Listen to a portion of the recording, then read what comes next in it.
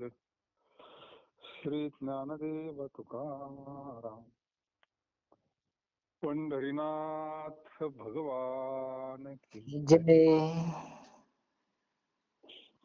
जगद्गुरु संत तुकाराम महाराज की जय. जय.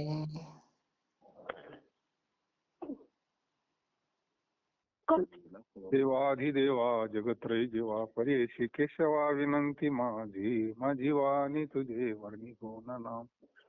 ऐशिरी प्रेम काही कळा. नमो सद्गुरु तुकया ज्ञान दीपा. नमो सद्गुरु सच्चिदानंद रूपा. नमो सद्गुरु भक्त कल्याण मूर्ती. नमो सद्गुरु भास्करा पूर्ण कीर्ती.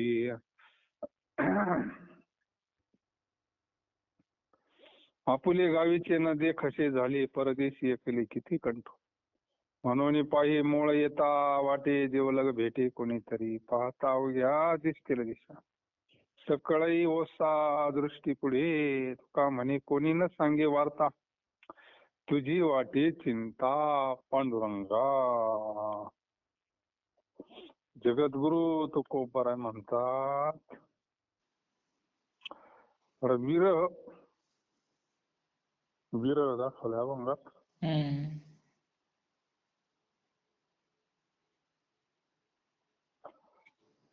आपल्या गावी वैष्णवजन जिथे दृष्टीच पडत नाहीत अशा प्रदेशात मी एकट्याने किती काळ कंठावा.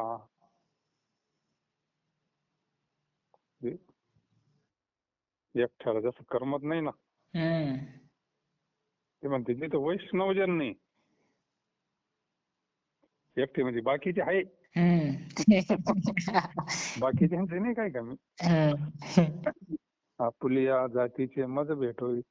जातीचे म्हणजे वैष्णव.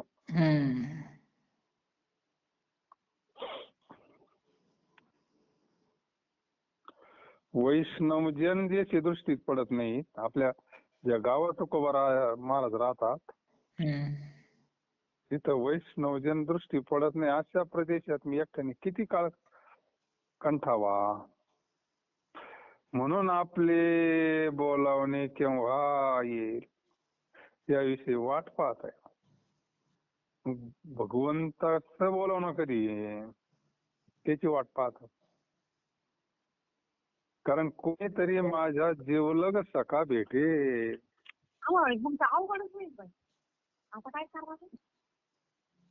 फोन म्यूट करा. काय अवघड होईल. कथा नाही ऐकलं तर अवघड.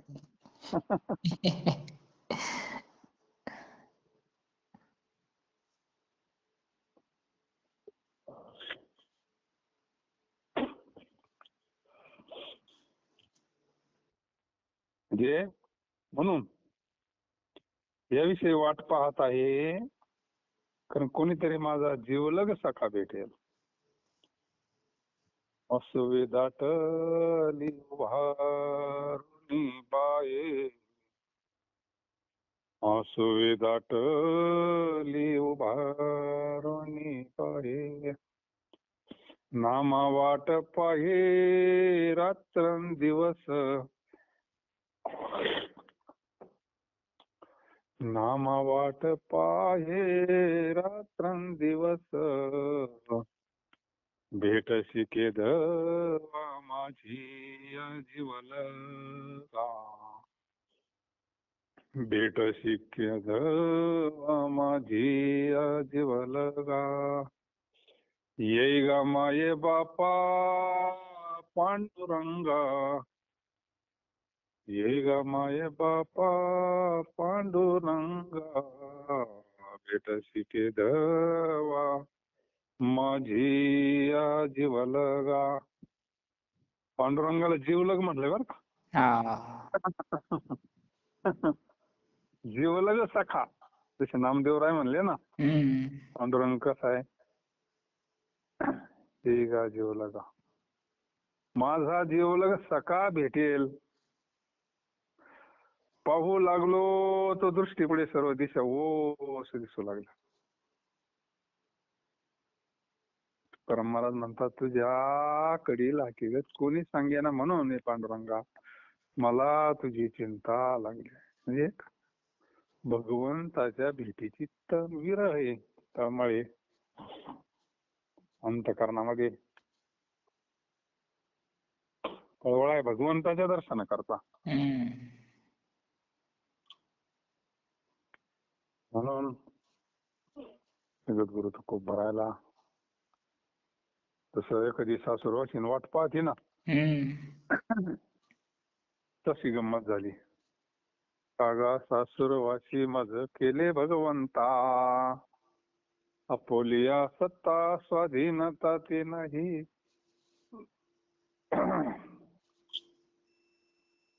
म्हणून जन तरी देखे गुंतले प्रपंचे, स्मरती त्यांची त्याशी नाही. म्हणून मागे परतले मन घालणीचे रथ देखून या. इंद्रियांचा गाजे गोंधळ ये ठाईंना फोडीत शेदोई अहंकार. तुका म्हणे देवा वासनेच्या आटेन केली तळपटे बहुतांची. लोक तर प्रपंचात गुंतले शेंडीपर्यंत. शेंडी सगळं मला तरी चालेल.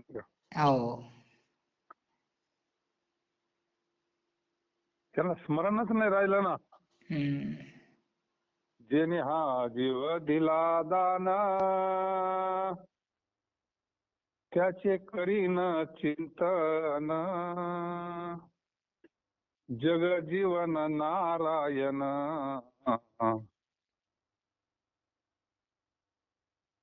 करीन भजन तयाचे. जोया भिवरेच्या तीरी, कट धरोनिया करी. नाटाच्या अभंगात महाराजांचे. नाटाचा अभंग. ज्याने हा जीव दिला दान, आपल्याला हा जो जीव दिला दान दिला ना, ज्यानं दान दिला त्याचं चिंतन करायला नको. विन पाय माझा नवस, एक वेळ करिया दुःखा वेगळे. भगवंताला त्यावेळेस प्रार्थना केली ना, आठवीन पाय हा माझा नवस. सोडव रे बाबा म्हणले नाही का. महाराज म्हणजे तो तर प्रपंचात गुंतले. पहा हे लोक तर प्रपंचात गुंतले आहेत. ते पहा ते असे की त्यांना आपलेपणाचे, आपण कोण आहो याचे स्मरण नाही. आहे मी कोण करावा, आपण नेमकं कोण आहे. शरीर आपण आहे, आतले वस्तू आपण आहे, जीव आपण आहे का, आतला आत्मा आपण आहे. माहितीच नाही ना. आणि घे नाही इकडंच करता करता येळ पोरा ना, नाही का. संसाराच्या अंगी अवघीच व्यसनी. आता ते व्यसन काय साधं आहे का, हे व्यसन तरी निदान उतरत आहे. ते उतरतच नाही ना. फार मोठं व्यसन हावडा. आपण कोण आहोत याचे स्मरण नाही, आणि विसरले तयार थोर झाली.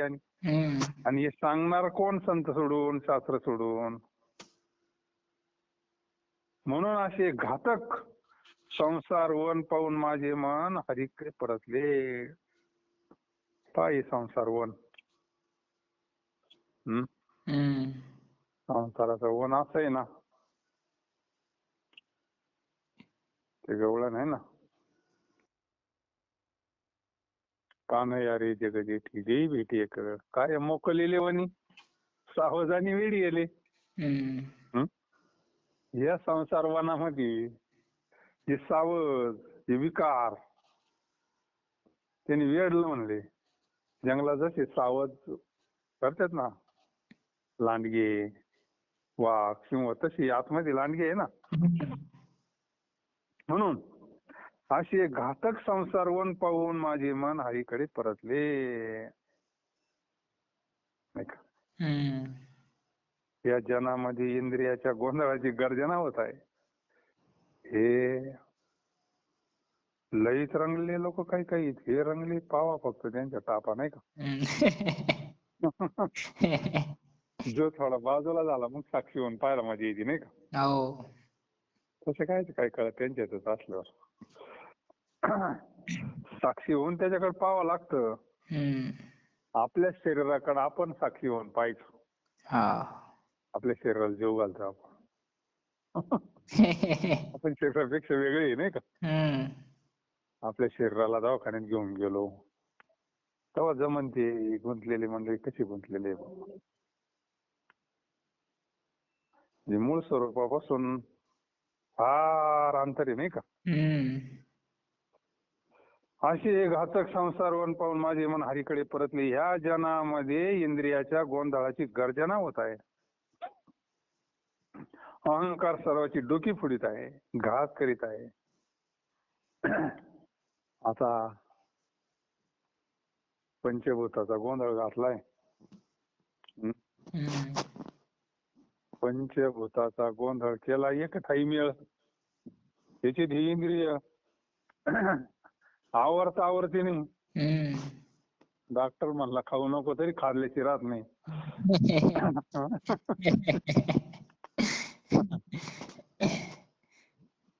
एक दिवस मरायचं म्हणतो नाही का.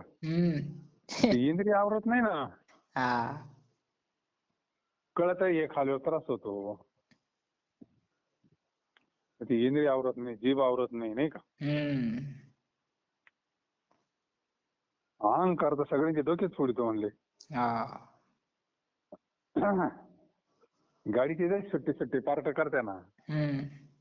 तसं संत सगळे वेगवेगळा, अहंकार वेगळा, मन वेगळं, बुद्धी वेगळी, चित्त वेगळा, अंतःकरण कसं आहे. पंच ज्ञानेंद्रिय, पंच कर्मेंद्रिय, पंच महाभूताचं शरीर, पंच प्राण, हे सुट्टी पार्ट आहे ना. फिटर जसं सगळं बाजूला करतो तसं संत म्हणजे फिटरच म्हणायचं. परत जोडी द्या. परत आपल्याला दाखवी द्या सगळं मिळून हे शरीर आहे नाही का. आऊट हात का मानव दे अल्ला नाही तुझं दिया.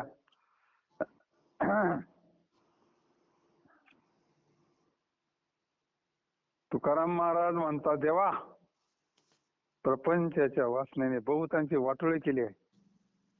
ही वासना तशीच राहते हो.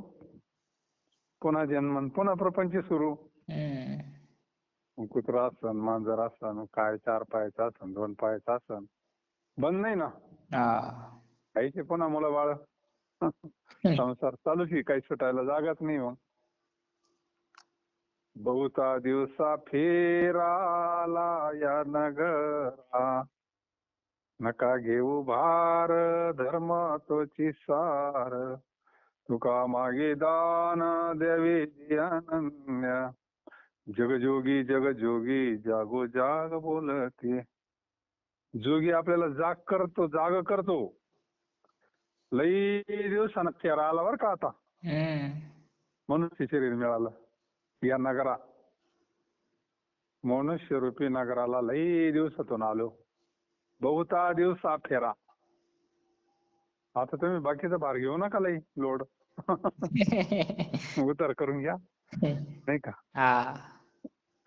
झोपत सुद्धा संसाराचं चिंतन सारखं. अरे शरीर जाऊ द्या ना, संसारात असू द्या नाही का. मन देवाला देऊन टाकावा. मन हा मोगरा अर्पण ईश्वरा. पुनरुपी संसार येणे नाही म्हणते नाही का. भारी ते आहे तो अभंगाची. वासने बहुतांचे वाटोळे केले तुकाराम महाराज म्हणतात. देवा प्रपंचाच्या वासनेने बहुतांचे वाटोळे केले नाही का. हे लईच अवघड आहे बाबा. चित्तातलं निघाल्याशिवाय काही नाही चालत.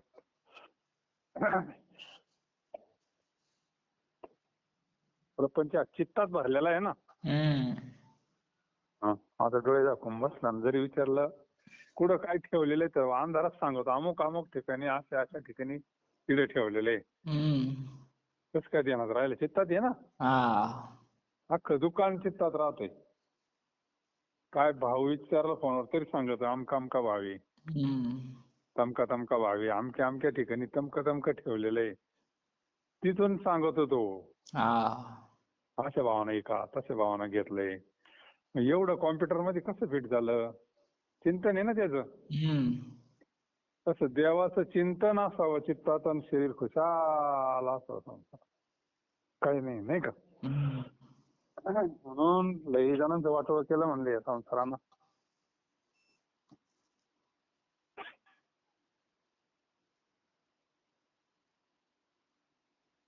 धावे त्याशी फावे तुझे उगोनी गोवे, घ्यावे भरून या घर मग नाही धार. धनी उभे केले पुंडली या उगले, तुका म्हणे ठसा गेला पडून या ऐसा. भेदात्मक प्रपंचाच्या गुंतड्यातून आपली सुटका करून जो हरीकडे धाव घेईल त्याला स्वस्वरूपाची प्राप्ती होईल, म्हणजे मोक्ष मिळेल. मोक्ष म्हणजे काय? हं? मोक्ष मोक्ष मोक्ष म्हणजे काय? कारणासही दुःखाचा नाश आणि परमानंदाची प्राप्ती, हम्म. या नाव मोक्ष. वस्तू एक नाही. नष्टो मोह स्मृतिर्लब्धा. मोह नष्ट झाला का मुक्त झाला. हम्म. म्हणून तुकाराम महाराज म्हणतात भेदात्मक प्रपंचाच्या गुंतडातून म्हणजे मोहातून. हा मोह काय साधा आहे का? काय मोह होईन जीवाला. किती असलं घरात तरी काहीतरी अजून घ्यावंच वाटत आहे, नाही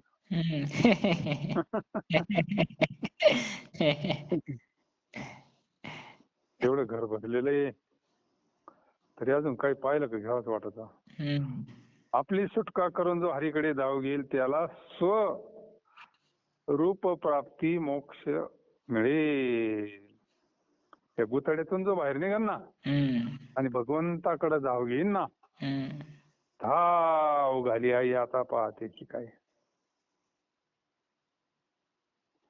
बहु झाली वनवन पाय पिठी त्यालाशी. मग हे सगळ्याला लात मारून लाथाडीला संसार. या मोहातून जो सुटून भगवंत स्वरूप भगवंताकडे जाईन त्याला स्वरूप प्राप्ती होईल. आपलं स्वस्वरूप प्राप्ताची प्राप्ती आहे ना. स्वस्वरूपाचा साक्षात्कार होईल, स्वरूपाची ओळख होईल, आत्मज्ञान होईल, नाही का? त्यालाच मोक्ष म्हणतात. आपले हृदयरूपी घर देवाच्या चिंतनाने भरून टाकावे. वा, मंदिर करून टाकावं, नाही का? हृदयरूपी घर पहा. आपलं देह धन्य जागो गुरु महिमा आधी जावीला देव. मग महाराज म्हणतात धर्म जागो गुरु महिमा देही जावीला दे निवारोनी भवर जाळे.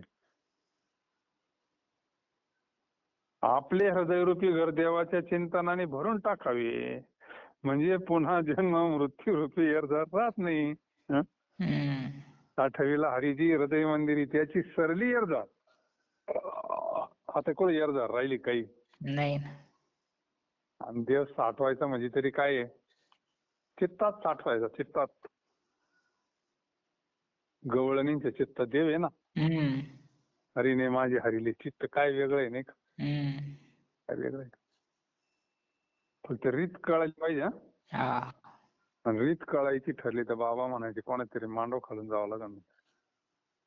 पूर्वी मांडवात लग्न व्हायचे ना, आता कार्यालयात व्हायचे. त्याच्यामुळे आता काय ते सगळं अवघडच, नाही कोणाच्या तरी मांडवा खालून जावं लागेल म्हणजे रीत कळण म्हणले. लग्न कसं करते सुरुवातीपासून शेवटपर्यंत. प्रत्येकाची रीत वेगवेगळी राहते ना.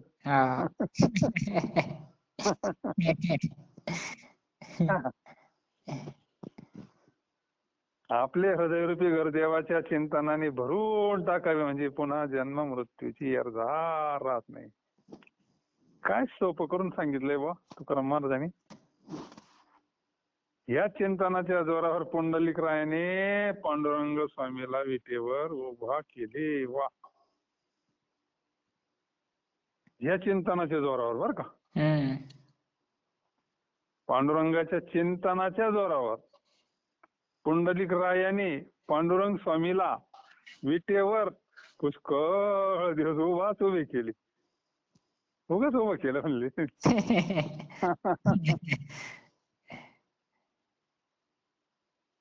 अरे आई वडिलांची सेवा केली म्हणजे देवाची सेवा केली ना, हम्म. मातृदेवो म्हणून केली ना. हा. आणि मग आहेच ते, मग केलं ना उभं मग त्याला. हो. कारण महाराज म्हणतात अशा प्रकारची प्रसिद्धी त्रैलोक्यात झाली नाही, असं नाहीच ना कुठं. हम्म. आई साविटेवरी देव सांगा कोठे, हा असं नाहीच ना, त्रैलोक्यात कुठं नाही ना. नाही. आईशी चंद्रभागा, आईसा पुंडलिका, आईसा नामघोष कुठंच नाही ना. हा. कारण महाराज म्हणतात अशा प्रकारची प्रसिद्धी त्रैलोक्यात झाली.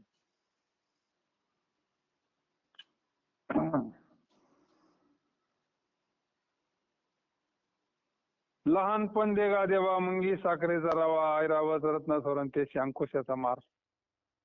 ज्याच्या अंगी मोठे पण यातना कठीण, तुका म्हणे जाण व्हावी लहान, म्हणे लहान. लहानपण किती सुखी असते हे सांगायचे बर. हम्म. लहान पोराला बाजारची काळजी नाही ना.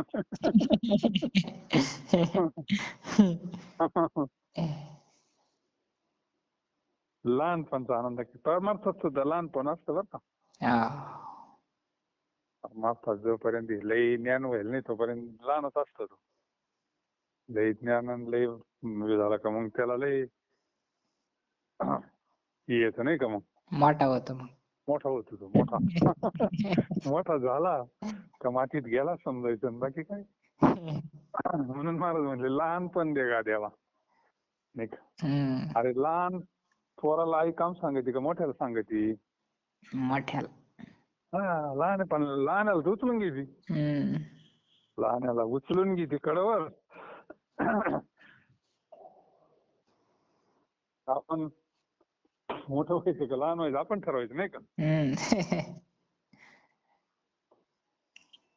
मजा आहे लहानपणात, मजा असते लई भारी. अगं देवा लहानपण दे, कारण मुंगी लहान आहे म्हणून तिला साखर खायला मिळते. हत्ती ऐरावत हे रत्न 14 रत्नामध्ये मोठे असून त्यात साखर खाय तर मिळत नाही, पण उलट अंकुशाचा मार मिळतो हत्तीला. मग त्याच्यावर बसायचं आणि त्याची मिरवणूक काढायची, नाही तर मग अंकुशाचा मार भेटत त्याला. हा. त्याला काय साखर, साखर नाही ना. नाही ना. असं आहे. हे सगळं जे येतं मोठं झाल्यावरच येतंय. साधूची स्थिती आहे लहान मुलासारखी, बाल पिशाच्यवत आहे ना ते.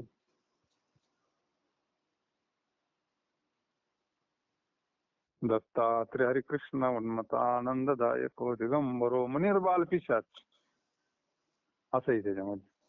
ती स्थिती आहे. लहान मुल कसं असतं, ती साधूची स्थिती आहे. म्हणून महाराज म्हणले लहानपण देगा देवा, मुंगी साखरेचा रवा, ऐरावत रत्न थोरण त्याच्या अंकुशाचा मार. हत्ती यावरून अशी सिद्ध झाली की ज्याच्या अंगी थोरपणा आहे त्याला भयंकर यातना सोसायला लागतात. त्याला काळजी राहते ना मग सगळी. येणं असन देणं असन कोणाचं लग्न असन काय असन कारभार असा, ते मोठमोठाल्या उद्योगपती डोक्याला आहेच ना त्यांच्या लोड. हा म्हणून लहानपणाचा अर्थ आसक्ती राहीत नाही का. त्याला काही आसक्ती नाही, चिंता नाही, काळजी नाही. व्यवहारात आता जनक राजा सामान्य सम्राट आहे का, नाही ना.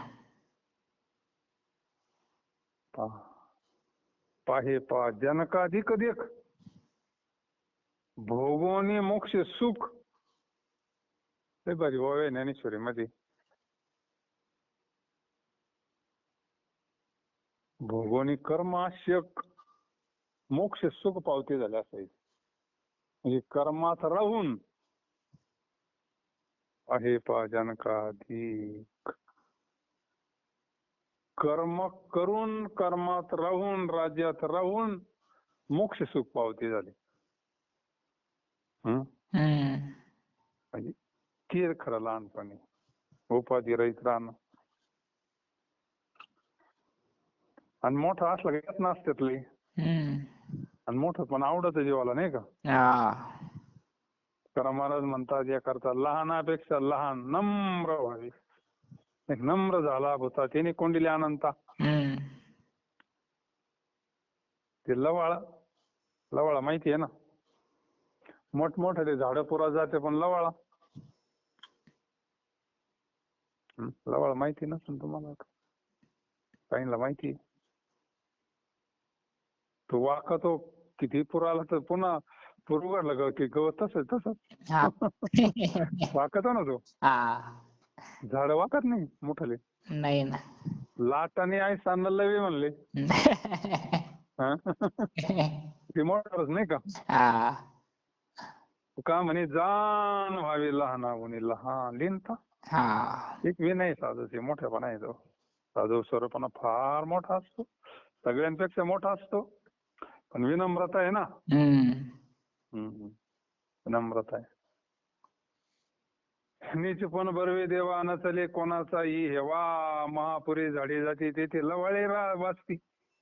येता सिंधूच्या लरी नम्र होता जाती भरी तुका म्हणे कळ पाय धरल्या नचले बळ. देवा लहानपण चांगले कारण त्या स्थितीत कोणी वैर धरत नाही. पहा ना काय लहानपण असतं. गेलं ते आता आपलं. आता आपल्याला काय परत लहानपण नाही का. लहान पोरग काय त्याचं कोणी म्हणतं की असं वैर काय आनंद असतो लहान पोराचा नाही का. कोण आहे उचलून घ्यावा. लहान पोराला कोणी उचलून घेतं कारण त्याचं ते वेगळंच आहे नाही का. त्याची अंतःकरणाची स्थितीच वेगळी असते. त्याचा कोणी राग करीत नाही काय नाही काय नाही.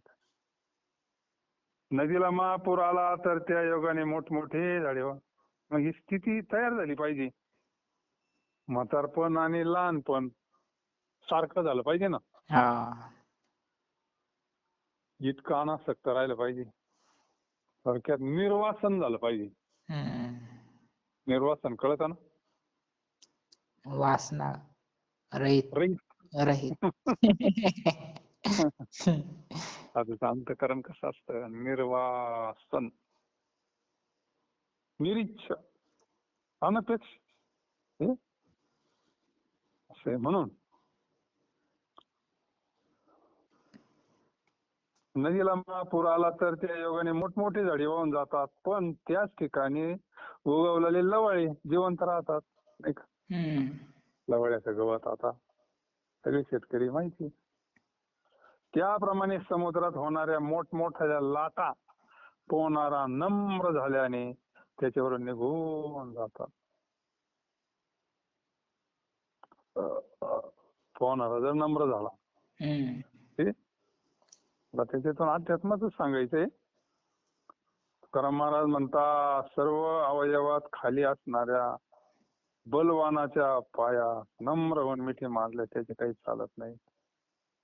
हे मुख्य वर्म आहे. किती मोठा पैलवान असला आणि जर लहान पोरांना पायाला कवळी घातली तो जातो पुढं. नाही ना. नाही जात. नाही जात. ते वर्म आहे त्याच्यामध्ये. जसं एखादा किती रागावला आणि त्याचे पाय धरले तर तो लगेच होत नाही का. तसं आहे नाही का. म्हणून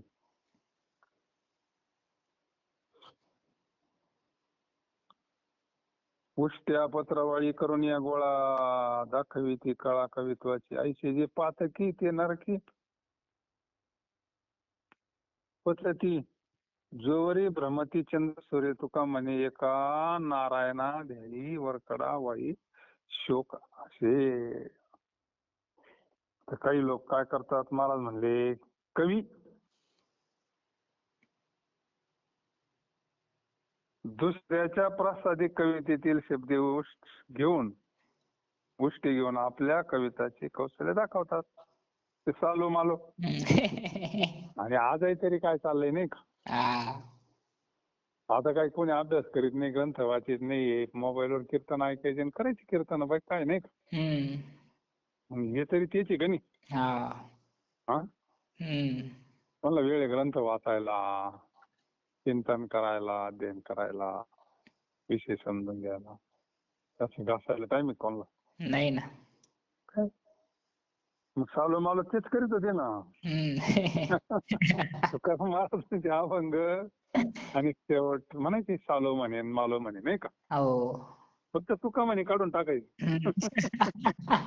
झालं काय तो काय हुशारी म्हणली नाही का. हो. म्हणजे आता ते हे पूर्वीपासूनच चालत आलंय नाही का. पूर्वीपासून चालत आलं.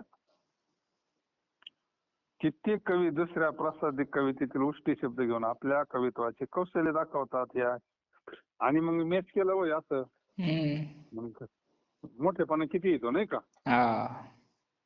त्यांना लई मोठी शिक्षा दिली तू खूप बरं आहे ना. असे जे असतील म्हणले यांना डायरेक्ट नरकाचं तिकीट काढून दिलं. रिझर्वेशनच करून टाकलं त्यांना डायरेक्ट. पातकी म्हणलं त्यांना. चंद्र सूर्य फिरत आहे तोपर्यंत नरकामध्ये पसतात, खितपत पडतात. काय उपयोग झाला मग. नाही ना. उपयोग नाही झाला त्याचा काही. मोठेपणा काही दिवस मोठेपणा तर कायमचा राहतही नाही. तेवढ्या पुरतं असतं ते. विसरून जाते लोक.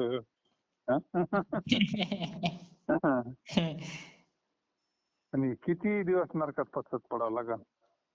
तुकाराम महाराज म्हणतात एका नारायणाचे ध्यान करावे. काय करायचं मोठेपणाचं. काय करायचं मोठेपणाचं. अरे एक नारायणाचं चिंतन करावं, ध्यान करावं. अन्य ओघात, दंभाच्या ओघात वाहत गेल्याने दुःख शोकाची प्राप्ती होते. एक भगवंताचं चिंतन सोडून जर बाकीचे कुठे केले ना, वाहतो म्हणले तो, त्याला दुःख आणि शोक प्राप्त होतो. हे जिवंत जाळायचं काम नाही का. शोक काय साधा आहे का. नाही. दुःख काय साधा आहे का. वाहतो दंभ. दंभाचं काम फार अवघड आहे. म्हणून एक नारायणाचे ध्यान करावे. सोपं आहे ना.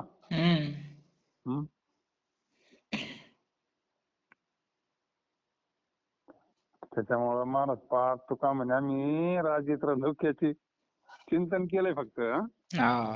श्रीमंत जगद्गुरु तुकोबारा. त्यांची आरती झाल्याशिवाय कोणताच कार्यक्रम होत नाही का.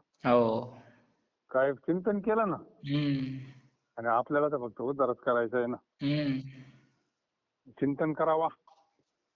बेस्ट पैकी लहानच राहावा जरा. लय मोठं होण्याच्या भानगडीत नाही पडू. मोठं करायचं ठरलं तो करीन ना नाही का. त्याला जर करायचंच असलं मोठं तर करीन. स्वरूपानं मोठं व्हावं म्हणून. अनुरणीय ठोकळा तो का कसा एवढा. आता लहान राहिले का ते. नाही ना. स्वरूपानं मोठी झाली. पुंडलिकावर धारी विठ्ठल. श्री ज्ञानदेव तुकाराम जगद्गुरु संत तुकाराम महाराज की जय.